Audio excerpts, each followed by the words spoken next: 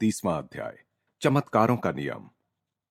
महान उपन्यासकार Leo Tolstoy ने एक अत्यंत रोचक कथा लिखी थी, तीन वैरागी। उनके मित्र निकोलस रोरिच ने उसे संक्षेप में इस प्रकार प्रस्तुत किया। एक द्वीप पर तीन वृद्ध वैरागी रहते थे। वे इतने भोले भाले थे कि उन्हें केवल एक ही प्रार्थना आती थी, हम तीन हैं, तू यानी ईश्वर तीन है, हम पर दया कर। इस अत्यंत सीधी सादी प्रार्थना के समय महान चमत्कार प्रकट होते थे।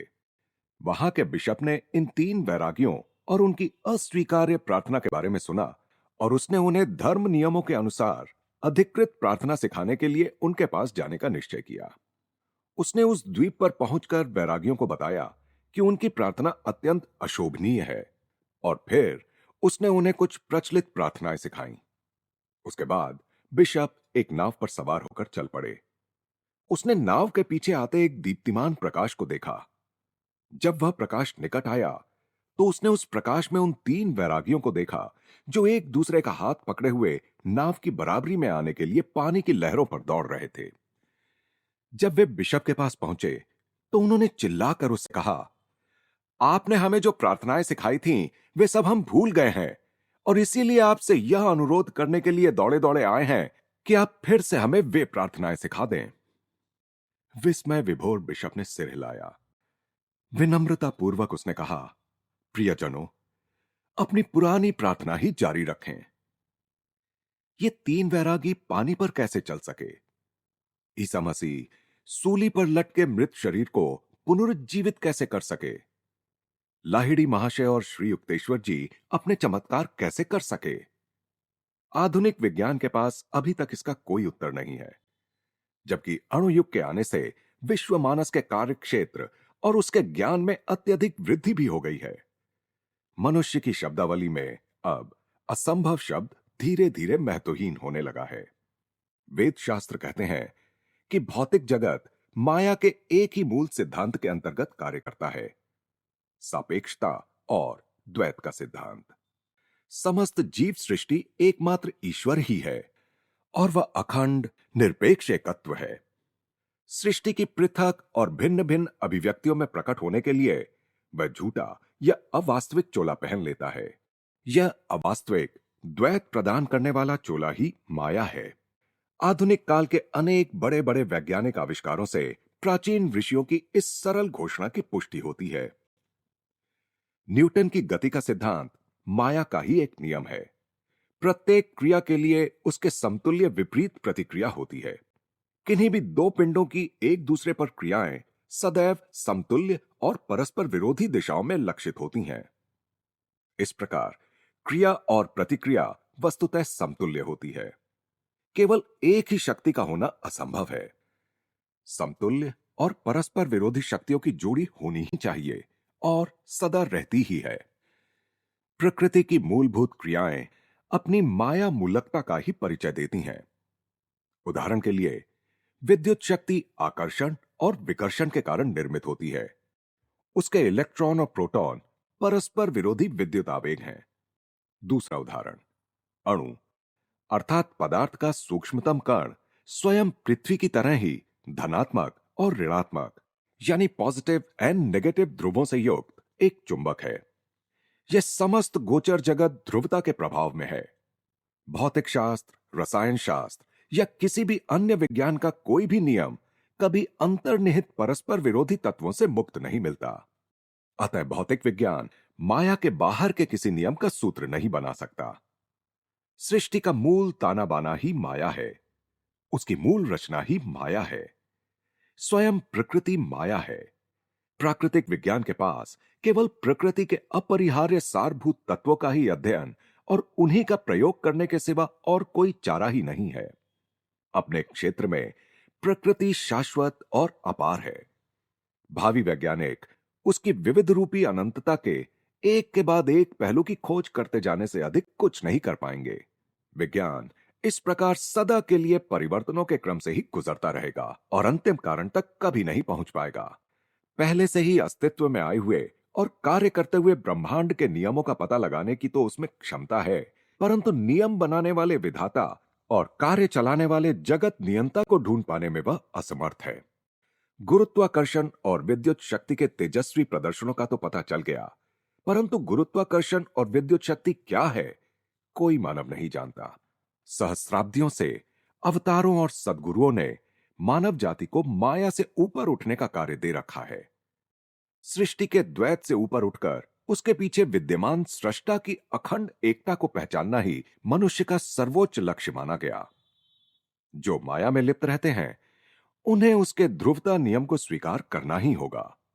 ज्वार भाटा, उत्थान पतन, दिन रात, सुख दुख, अच्छा बुरा, जन्म मृत्यु, कुछ हजार मानव जन्मों से गुजरने के बाद मनुष्य को इन आवृत्तियों की यह नियमबद्ध क्रमशीलता पीड़ादायक और नीरस प्रतीत होने लगती है।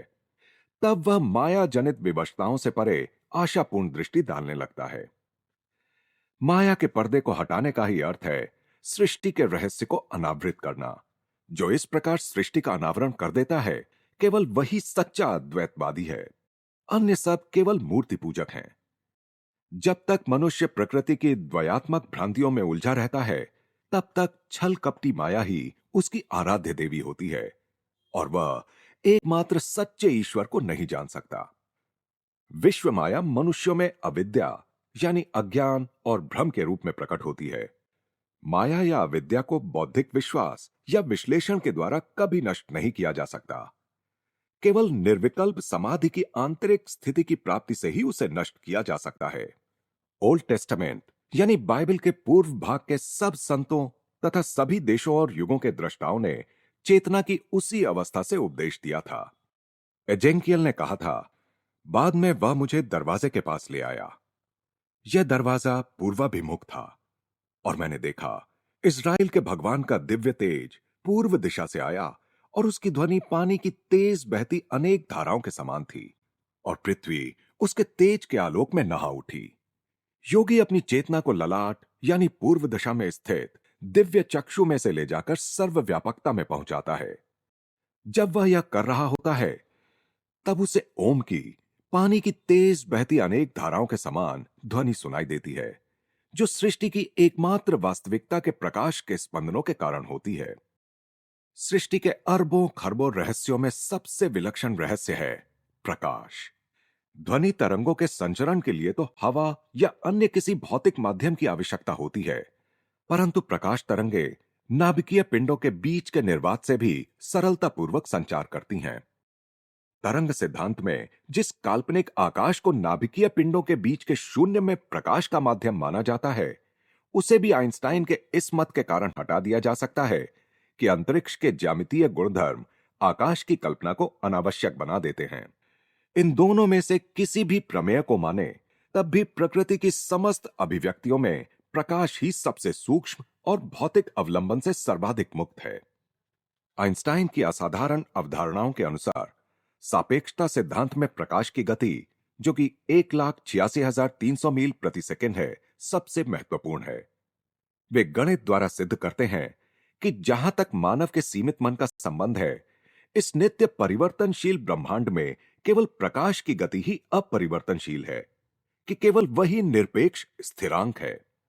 केवल प्रकाश के इस निरपेक्ष स्थिरांक पर ही मनुष्य के समय एवं दूरी के सारे मापदंड निर्भर हैं। अब तक दुर्बोध रूप से शाश्वत समझे जाने वाले समय और दूरी यानी काल और देश भी सापेक्ष और सीमित घटक हैं। उनके माप का औचित्य केवल प्रकाश गति के संदर्भ में है। परिमाणात्मक सापेक्षता यानी डायमेंशनल रिलेटिविटी में अंतरिक्ष के साथ समय के आ जाने से समय का सच्चा स्वरूप भी सामने आ गया है कि वह केवल संदिग्धता के अलावा कुछ नहीं। कुछ ही समीकरणों को प्रस्तुत कर आइंस्टाइन ने एक प्रकाश को छोड़कर विश्व के सारे तथाकथित निश्चित तथ्यों का उन्मूलन कर दिया। बाद में जब आइंस्टाइन ने अपना एकीकृत क्षेत्र सिद्धांत यानी यूनिफाइड फील्ड थ्योरी प्रस्तुत किया, तो उसमें उन्होंने एक ही गणितीय सूत्र में गुरुत्वाकर्षण नियम तथा विद्युत चुंबकत्व नियम को अंतर्भूत करने का प्रयास किया। इस प्रकार ब्रह्मांड की रचना को एक ही नियम के प्रकारांतर के सिद्धांत में लाकर आइंस्टाइन युग युगों को पार कर उन ऋषियों की श्रेणी में जा पहुंचे हैं जिन्होंने सृष्टि का एक ही आधार होने की घोषणा की थी, नित्य परिवर्तनशील माया। इस युगांतरकारी सापेक्षता सिद्धांत से सूक्ष्मतम परमाणु के अनुसंधान की गणितीय संभावनाएं जाग उठी हैं।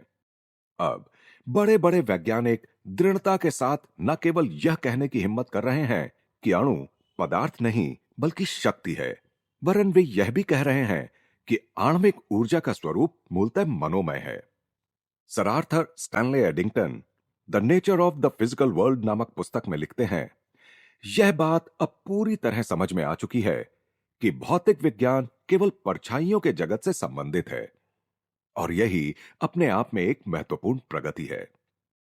भौतिक विज्ञान के क्षेत्र में हम परिचित जीवन नाट्य की परछाइयों के खेल मात्र का अवलोकन करते हैं। मेरे हाथ की छाया टेबल की छाया पर टिकी हुई है और स्याही की छाया कागज की छाया पर अंकित हो रही है। यह सब प्रतीकात्मक है और भौतिक विज्ञानी इसे प्रतीक के रूप में ही रहने देता है, परंतु रसायन शास्त्री मन प्रतीकों को उनके मूल स्वरूप में परिवर्तित कर देता है।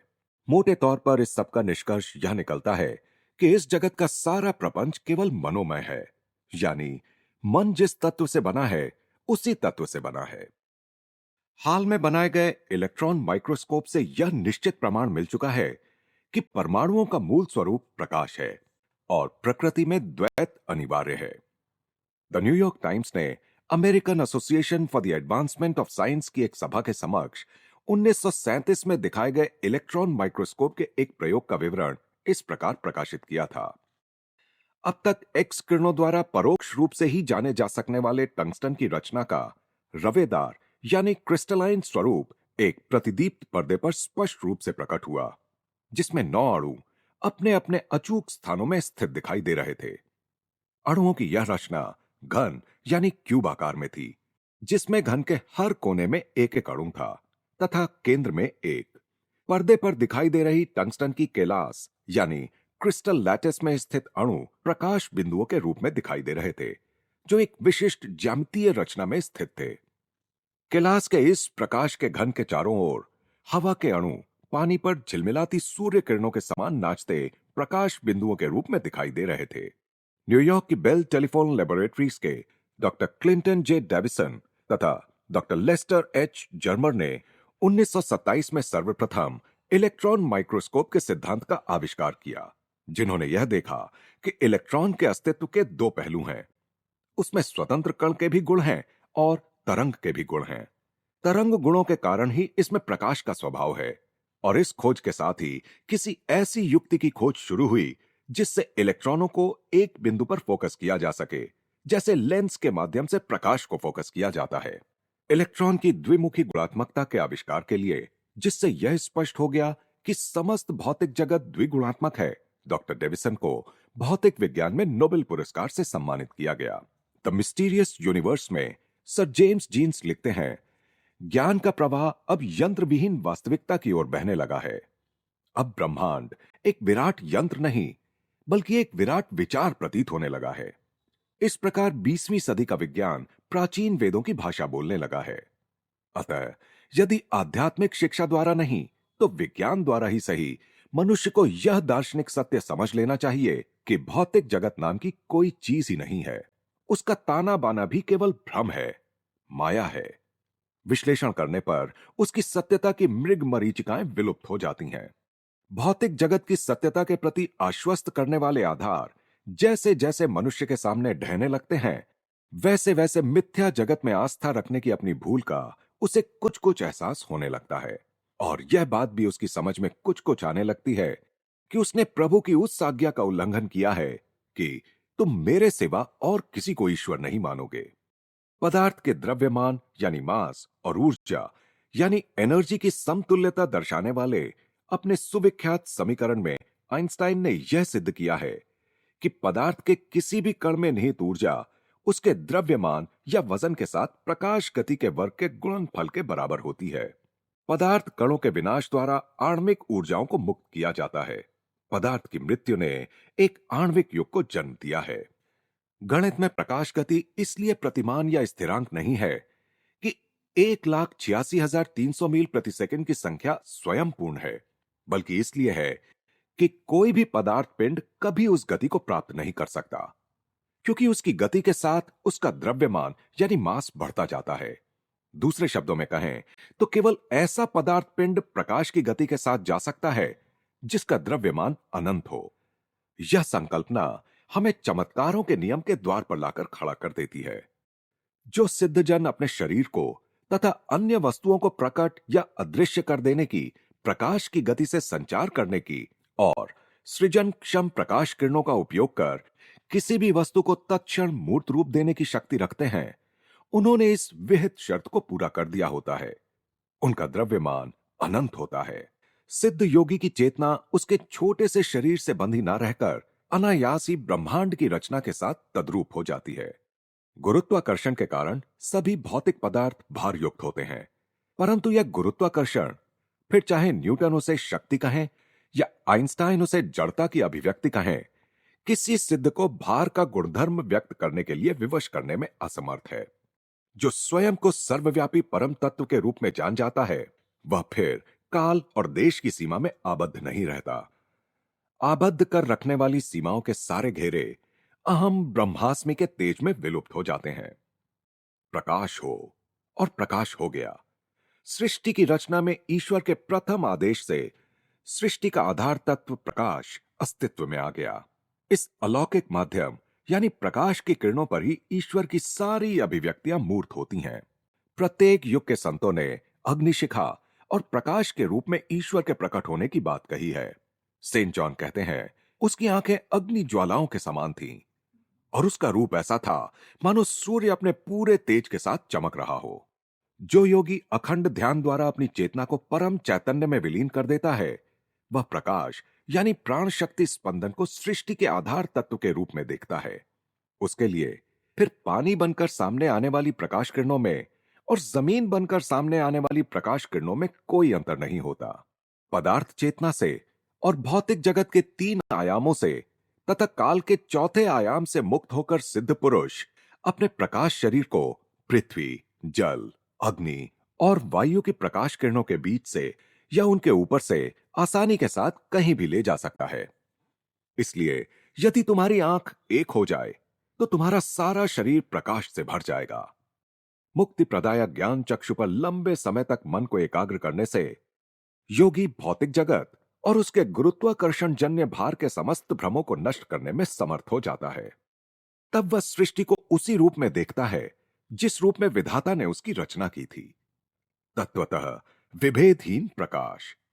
हार्वर्ड के डॉक्टर एल.टी. ट्रोलेंट कहते हैं, आंखों में उभरने वाले चित्रों की रचना भी छपाई में इस्तेमाल की जाने वाली साधारण बिंदु चित्र यानी हाफ टोन तकनीक के सिद्धांत पर ही आधारित होती है।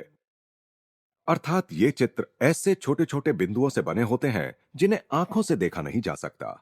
नेत्रपटल यानी रेटिना इतना संवेदनक्षम है कि उचित प्रकार के प्रकाश की अपेक्षाकृत थोड़ी सी मात्रा से भी दृष्टि संवेदन जागृत हो सकता है।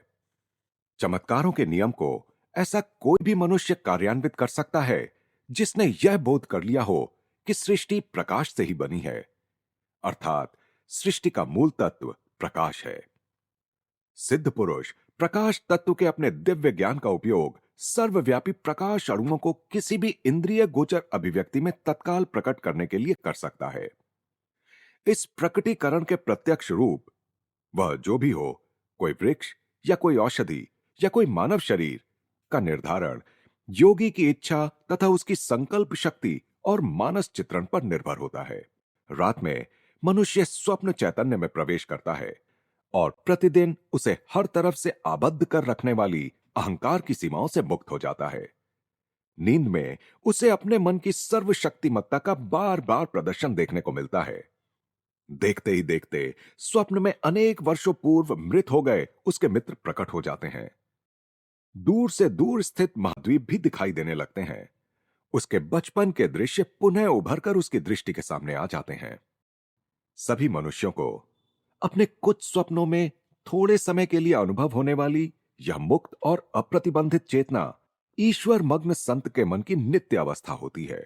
सभी प्रकार के स्वार्थी उद्देश्यों से मुक्त हुआ योगी ईश्वर द्वारा उसे दी गई सृजनात्मक इच्छा शक्ति का उपयोग कर भक्त की सच्ची प्रार्थना को पूर्ण करने के लिए सृष्टि के प्रकाश अणुओं को पुनः व्यवस्थित करता है। और परमेश्वर ने कहा, हम अपने लक्षणों से युक्त मनुष्यों को बनाएं, उसे अपनी प्रतिमूर्ति बनाएं और वह समुद्र की मछलियों पर, हवा के पक्षियों पर, घरेलू पशुओं पर और सारी पृथ्वी पर तथा पृथ्वी पर रेंगने वाले सब जीव जंतुओं पर अपना प्रभुत्व स्थापित करे। इसी उद्देश्य से मनुष्य और सृष्टि को बनाया गया था कि वह सृष्टि पर अपने प्रभुत्व को जाने और माया का स्वामी बनकर उससे ऊपर उठे। 1915 में संन्यास लेने के कुछ ही दिन बाद मैंने ध्यान में एक बड़ा ही विचित्र दृश्य देखा। उस अनुभव से मानव चेतना की सापेक्षता मेरी समझ में आ गई और माया के दुखद द्वंद्वों के पीछे मैंने अनंत प्रकाश की अखंडता स्पष्ट देखी। यह अनुभव मुझे तब हुआ जब एक दिन सुबह मैं पिताजी के गढ़पार रोड स्थित मकान में अपनी छोटी सी अटारी में ध्यानस्थ बैठा था। उस समय कई महीनों से यूरोप में प्रथम विश्व युद्ध चल रहा था, जिसमें हो रहे विशाल नरसंहार पर मैं मन ही मन दुखी हो रहा था। जब मैं आंखें बंद कर ध्यान में बैठा था, तब अचानक मेरी चेतना एक युद्धपोत के कप्तान के शरीर में संक्रमित हो गई। जहाज की तोपें और समुद्र तट पर स्थित तोपखाना एक दूसरे पर गोले दाग रहे थे और उनकी गगनभेदी आवाज से वातावरण जैसे फटा जा रहा था। एक बहुत बड़ा गोला आकर हमारे बारूद भंडार से टकराया और हमारा जहाज तहस नहस हो गया। जो थोड़े बहुत नाविक इस विस्फोट में बच गए थे, उनके साथ मैं समुद्र में कूद पड़ा। धड़कते हृदय के साथ मैं किनारे पर सुरक्षित पहुंच गया, परंतु हाय, कहीं से तीव्र गति के साथ आती हुई एक गोली सीधी मेरी छाती में घुस गई। कराहते हुए मैं जमीन पर गिर पड़ा। मेरा पूरा शरीर सुन्न हो गया, परंतु मुझे उसके अस्तित्व का भान था, ठीक वैसे ही जैसे एक पैर के सुन्न हो जाने पर मनुष्य को उसका भान रहता है। मृत्यु के गुप्त कदम आखिर मुझ तक पहुंच ही गए, मैंने सोचा। एक आखिरी निश्वास छोड़कर मैं मूर्छा में डूबने ही वाला था कि अचानक मैंने देखा कि मैं तो गढ़पार रोड पर अपने कमरे में पद्मासन में बैठा हूं। मैं अपने पुनः प्राप्त शरीर को टटोल टटोल कर और चिकोटी काट काट कर देखने लगा और मेरे नेत्रों से आनंदातिरेक के अश्रु बहने लगे। इस शरीर में छाती में गोली का कोई घाव नहीं था। अपने आप को आश्वस्त करने के लिए कि मैं सचमुच जिंदा हूं, मैंने शरीर को आगे पीछे हिलाया डुलाया, लंबी लंबी सांसें लीं। इस हर्षोत्फुल्लता और आत्म बधाई के बीच ही अचानक मेरी चेतना फिर से उस रक्त रंजित समुद्र तट पर पड़े कप्तान के शव में संक्रमित हो गई। मेरा मन पूरी तरह उलझन में पड़ गया। मैं प्रार्थना करने लगा, प्रभु, मैं मृत हूं या जीवित? समस्त क्षितिज प्रकाश से दीप्तिमान हो उठा। मृदु गर्जन करता एक कंपन शब्द बनकर सुनाई देने लगा। जीवन या मृत्यु का प्रकाश के साथ क्या संबंध? अपने प्रकाश की मूर्ति के रूप में मैंने तुम्हें बनाया है। जीवन और मृत्यु के द्वंद्वों का संबंध केवल माया से है। अपने मायातीत स्वरूप को देखो। जागो मेरे बच्चे, जागो। मानव की जागृति के क्रम में ईश्वर यथा समय और यथा स्थान वैज्ञानिकों को अपनी सृष्टि के रहस्यों को जानने के लिए प्रेरित करता है। अनेक आधुनिक आविष्कार इस बात को समझने में मानव की सहायता करते हैं कि सृष्टि एक ही शक्ति की विविध अभिव्यक्तियां मात्र है, कि ये सारी अभिव्यक्तियां ईश्वरीय प्रज्ञा से युक्त प्रकाश की हैं। चलचित्र, radio, television, radar, photo electric cell यानी आश्चर्यकारी विद्युत नेत्र, अणु शक्तियों के सारे चमत्कार प्रकाश के विद्युत चुंबकीय गुणों पर आधारित हैं। चलचित्र कला किसी भी चमत्कार का दृश्यांकन कर सकती है। प्रभावकारी दृश्य प्रस्तुत करने के दृष्टिकोण से कौशलपूर्ण फोटोग्राफी के लिए कुछ भी असंभव नहीं है। चलचित्र में मनुष्य पारदर्शी सूक्ष्म शरीर धारण कर अपनी स्थूल देह से निकलता हुआ देखा जा सकता है। वह पानी पर चल सकता है, मृत व्यक्ति को दोबारा जिंदा कर सकता है, घटनाक्रम को पलटकर पीछे ले जा सकता है तथा देश और काल की धज्जियां उड़ा सकता है।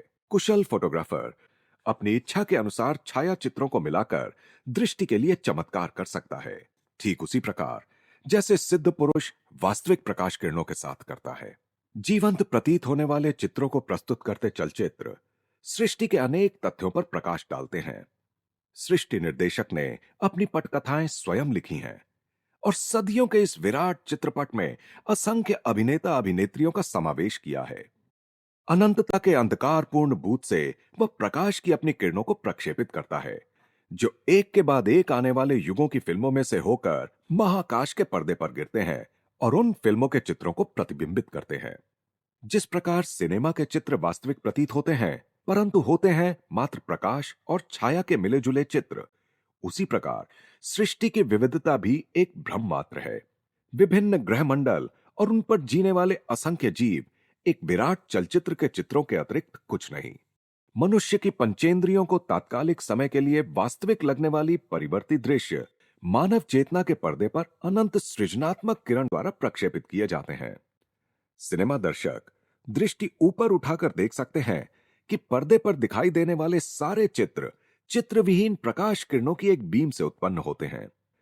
सृष्टि का यह रंग बिरंगा नाटक भी उसी प्रकार एक ब्रह्मांडीय स्रोत से आने वाले एकमात्र श्वेत प्रकाश से उत्पन्न हो रहा है। अकल्पनीय कौशल के साथ ईश्वर अपनी संतानों के मनोरंजन के लिए विराट नाटक प्रस्तुत कर रहे हैं, जिसमें उन्हें वे अपने ग्रह मंडलीय नाट्य गृह में नाटक के पात्र भी बना रहे हैं और दर्शक भी। एक दिन यूरोप के युद्ध क्षेत्रों की न्यूज रील देखने के लिए मैं एक सिनेमा थिएटर में गया। प्रथम विश्व युद्ध पाश्चात्य जगत में तब भी चल रहा था। न्यूज रील में नरसंहार इतना वास्तविक लग रहा था कि मैं अत्यंत व्यथित हृदय से थिएटर से बाहर निकला। मैं प्रार्थना करने लगा, प्रभु, आप इतना दुख दर्द क्यों होने देते हैं? मेरे आश्चर्य का ठिकाना न रहा जब प्रत्यक्ष यूरोप के युद्ध क्षेत्रों के दिव्य दर्शन के रूप में मेरी प्रार्थना का तत्काल उत्तर आया। मृतकों और मरणासन्न लोगों से भरे ये दृश्य न्यूज रील के चित्रांकन से कहीं अधिक भयंकर थे। ध्यान से देखो, मेरी अंतरात्मा से एक मृदु एवं सौम्य वाणी कह रही थी, तुम देखोगे कि फ्रांस में अभी अभिनीत किए जा रहे ये दृश्य प्रकाश छाया के खेल के अतिरिक्त कुछ नहीं है। ये सृष्टि के चलचित्र हैं, उतने ही वास्तविक और उतने ही अवास्तविक जितनी तुमने अभी अभी देखी न्यूज रील थी। नाटक के भीतर और एक नाटक। मेरे हृदय को अभी भी सांत्वना नहीं मिली। दिव्यवाणी आगे कहती गई, सृष्टि प्रकाश और छाया दोनों ही है, अन्यथा कोई चित्र संभव नहीं हो सकता। माया के भले एवं बुरे गुण बारी बारी से एक दूसरे पर हावी होते रहते हैं। इसी संसार में यदि अखंड आनंद प्राप्त हो जाए तो क्या मनुष्य किसी दूसरे लोक की कामना करेगा? दुख दर्द मिले बिना तो वह इस बात को याद करने की भी कोशिश नहीं करता कि उसने अपना नित्य धाम त्याग दिया है। दुख उसे यह याद दिलाने के लिए चुभोया जाने वाला एक शूल है। दुख से बचने का उपाय ज्ञान है। मृत्यु की विभीषिका मिथ्या है, अवास्तविक है।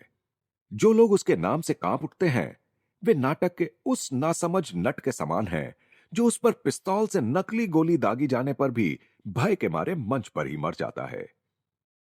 मेरी संतानें प्रकाश की हैं, वे सदा के लिए माया के अंधकार में सोई नहीं रहेंगी। मैंने शास्त्रों में माया के विषय में बहुत कुछ पढ़ा था, परंतु उससे मुझे माया का वैसा गहरा ज्ञान प्राप्त नहीं हुआ था जैसा ध्यान में दिखने वाले दृश्यों और उनके साथ आने वाले सांत्वनादायक शब्दों से प्राप्त हुआ।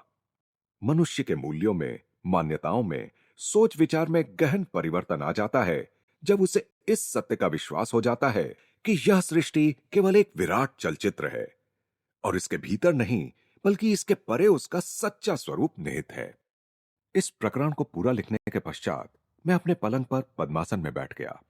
मेरे कमरे में दो मंद लैंपों का धुंधला प्रकाश फैला हुआ था। मैंने दृष्टि ऊपर उठाई तो देखा कि छत में सरसों के रंग के छोटे छोटे प्रकाश बिंदु रेडियम के समान चमकते हुए झिलमिला रहे थे। असंख्य प्रकाश किरणें वर्षा के जल रेखीय बाड़ों के समान एक पारदर्शी किरणावली बनकर शांति से मुझ पर बरसती रहीं। तत्काल मेरी स्थूल देह की जड़ता समाप्त हो गई और वह सूक्ष्म देह के समान झीनी बन गई। मुझे हवा में तैरने का आभास हो रहा था। मेरा भारहीन शरीर पलंग का नाम मात्र का स्पर्श करते हुए बारी बारी से दाहिने बाएं सरकने लगा। मैंने कमरे में दृष्टि दौड़ाई। दीवारें और सारा फर्नीचर अपनी अपनी जगह यथास्थित था, परंतु प्रकाश की अल्प किरणावली इतनी विस्तृत और व्यापक हो गई थी कि अब छत नजर ही नहीं आ रही थी। मैं विस्मित हो गया। मानो उस प्रकाश से ही एक आवाज आई, सृष्टि के चलचित्र की बनावट ऐसी ही है। पलंग पर बिछी तुम्हारी चादर के सफेद पर्दे पर अपना प्रकाश स्तंभ प्रक्षेपित कर वह तुम्हारे शरीर के चित्र को उत्पन्न कर रही है। देखो, तुम्हारा यह शरीर प्रकाश के अतिरिक्त कुछ भी नहीं है। मैंने अपने हाथों की ओर देखा और उन्हें आगे पीछे हिलाया, परंतु उनमें मुझे किसी वजन का अनुभव नहीं हुआ। मैं परमानंद में विभोर हो उठा। मेरे शरीर के रूप में खिल उठने वाला महाव्योम के प्रकाश का स्तंभ, प्रकाश के उस स्तंभ का दिव्य प्रतिरूप प्रतीत हो रहा था जो सिनेमा थिएटर के प्रोजेक्शन बूथ से निकलकर पर्दे पर चित्रों को प्रकट कर देता है। लंबे समय तक मैं अपने कमरे के मंद प्रकाश युक्त थिएटर में अपने शरीर का यह चलचित्र अनुभव करता रहा। ध्यान में और ध्यान के अतिरिक्त भी मुझे अनेक अनेक दर्शन हुए हैं, परंतु यह उन सब से पूर्णतः निराला था। जब मेरे ठोस शरीर का भ्रम पूर्णतः विलुप्त हो गया और जब इस बात का ज्ञान गहराई तक मेरी चेतना में उतर गया कि सभी वस्तुओं का सार केवल प्रकाश ही है, तो मैंने दृष्टि उठाकर ऊपर प्राणाणुओं की उस धड़कती धारा की ओर देखा और उससे याचना करने लगा, हे दिव्य प्रकाश, कृपा करके मेरे इस तुच्छ शरीर के चित्र को अपने में वापस समा लो, जैसे एलाइजा को प्रकाश के रथ पर स्वर्ग में वापस ले लिया गया था। निश्चय ही यह प्रार्थना कुछ हड़बड़ा देने वाली थी। वह प्रकाश स्तंभ अदृश्य हो गया। मेरे शरीर ने अपना सामान्य वजन धारण कर लिया, जिससे वह बिस्तर को नीचे दबाते हुए बैठ गया। छत में झिलमिला रहे प्रकाश बिंदु टिमटिमाए और अदृश्य हो गए। स्पष्ट था कि अभी मेरा इस संसार से जाने का समय नहीं आया था। और फिर दार्शनिक दृष्टिकोण अपनाते हुए मैंने सोचा, मेरी इस दृष्टता से एलाइजा भी तो नाराज हो जाते। इस अध्याय में वर्णित चमत्कारों के नियम से संबंधित विवरण इस प्रकार है। सामान्यतः चमत्कार उस कार्य या घटना को माना जाता है जिसके पीछे कोई नियम ना हो या जो सभी नियमों से परे हो, परंतु अत्यंत सुनिश्चित रूप से चलने वाली हमारी सृष्टि में सभी घटनाएं नियम के आधार पर ही घटित होती हैं और उनके पीछे कार्य करने वाले नियम की व्याख्या भी की जा सकती है। सिद्ध पुरुषों की तथाकथित चमत्कारी शक्तियां चेतना के आंतरिक विश्व में क्रियाशील सूक्ष्म नियमों के बारे में उनके पूर्ण ज्ञान के स्वाभाविक परिणाम हैं। वस्तुतः किसी भी बात को सही अर्थ में चमत्कार कहा ही नहीं जा सकता, सिवाय इसके कि गहन अर्थ में सब कुछ चमत्कार ही है। हम में से प्रत्येक का एक अत्यंत जटिल रचना युक्त शरीर में आबद्ध होना और अंतरिक्ष में ग्रह तारों के बीच तेजी से भ्रमण करती इस पृथ्वी पर रहने के लिए छोड़ा जाना, या इससे अधिक चमत्कार भी कोई है? ईसा मसीह और लाहिड़ी महाशय जैसे महान गुरुजन सामान्यतः अनेक चमत्कार करते हैं। ऐसे गुरुओं को मानव जाति के लिए बहुत बड़ा और कठिन आध्यात्मिक कार्य संपादन करना होता है और दुखी जनों की चमत्कारिक रीति से सहायता करना उस कार्य का एक हिस्सा प्रतीत होता है। असाध्य रोगों के एवं अति गहन मानवीय समस्याओं के निराकरण में दैवी हस्तक्षेप की आवश्यकता पड़ती है। जब एक अमीर ने ईसा मसीह से केपरनौम नामक स्थान में मरणासन्न पड़े अपने पुत्र को ठीक करने की प्रार्थना की, तो ईसा ने व्यंग्यात्मक ढंग से कहा, जब तक तुम प्रमाण और चमत्कार न देखो तुम विश्वास नहीं करोगे। परंतु फिर आगे उन्होंने कहा, तुम अपने रास्ते चल पड़ो, तुम्हारा पुत्र बच जाएगा। John 4:46-54 Bible.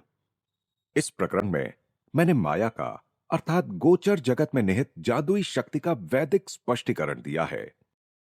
पाश्चात्य विज्ञान ने इस बात का पता लगा लिया है कि अणुयुक्त पदार्थ जगत में अवास्तविकता का जादू व्याप्त है, परंतु केवल प्रकृति ही नहीं बल्कि मनुष्य अपने मर्त्य रूप में भी माया के या सापेक्षता सिद्धांत के परस्पर विरोधाभास के, द्वैत के, उत्क्रमण के, परस्पर विरोधी अवस्थाओं के अधीन है।